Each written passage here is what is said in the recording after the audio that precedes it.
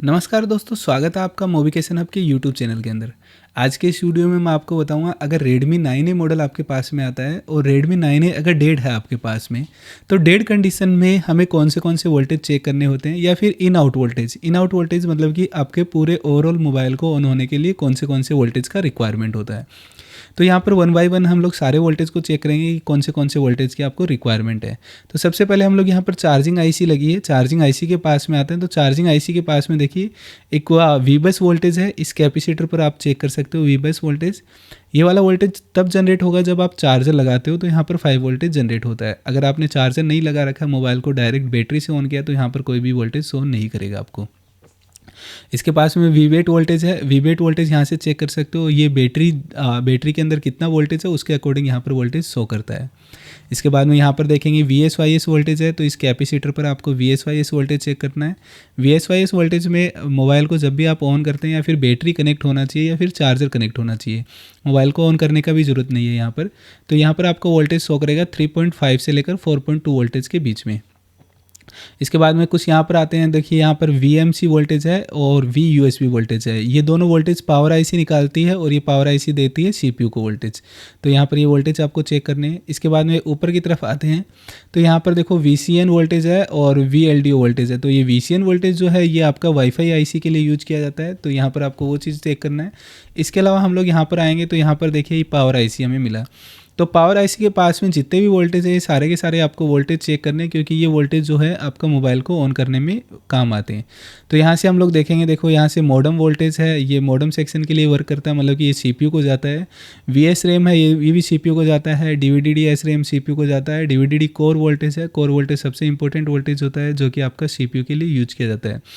0.8 voltage यहाँ पर show करेगा, तो वो आपको चेक कर लेना है। DVDD DVFS वोल्टेज है, यहाँ पर VPA वोल्टेज है। VPA वोल्टेज है, ये वोल्टेज जो है आपका देखिए जनरेट हो या नहीं हो कोई फ़र्क नहीं पड़ता, इससे मोबाइल बंद होने में नहीं काम करता। मतलब कि अगर VPA वोल्टेज आपका नहीं बन रहा है तो आपका नेटवर्क सेक्शन में इश्यू आएगा, क्योंकि ये वोल्टेज नेटवर्क सेक्शन के लिए यूज किया जाता है।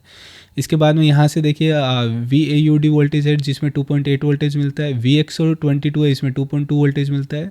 VAUX18 है, इसमें 1.8 वोल्टेज मिलता है। इसके बाद में DVDD18 यहाँ पर भी 1.8 वोल्टेज मिलता है। VCN33 यहाँ पर 3.3 वोल्टेज मिलता है। VCN28 यहाँ पर 2.8 वोल्टेज मिलता है। इस तरह से आपको ये सारे वोल्टेज चेक करने हैं।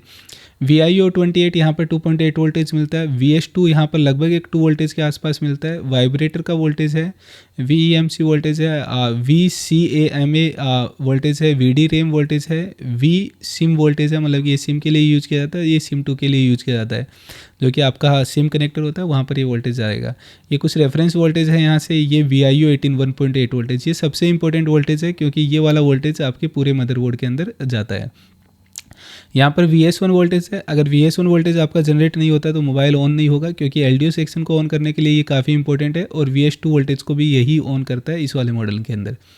तो इस तरह से आप देखेंगे तो यहाँ पर देखिए काफ़ी सारे वोल्टेज हैं, जो कि वोल्टेज आपको चेक करने होते हैं। अगर आपके पास में मोबाइल बंद है तो उस कंडीशन में आपको ये सारे वोल्टेज चेक करने हैं। इनमें से कुछ वोल्टेज ऐसे होते हैं जो कि आपका CPU को नहीं जा रहे, अदर कोई आईसी को जा रहे हैं। दूसरी आईसी को कहीं पर भी वोल्टेज आ रहे हैं, तो वहाँ पर आपको कोई दिक्कत नहीं है, मतलब कि वो वोल्टेज चेक करने की ज़रूरत नहीं है। आपको कौन से वोल्टेज चेक करने हैं? पावर आईसी से जो वोल्टेज निकल रहे हैं वो CPU, RAM और तीसरा आपका जा रहा है EMMC, मतलब कि नेट को वोल्टेज आ रहा है।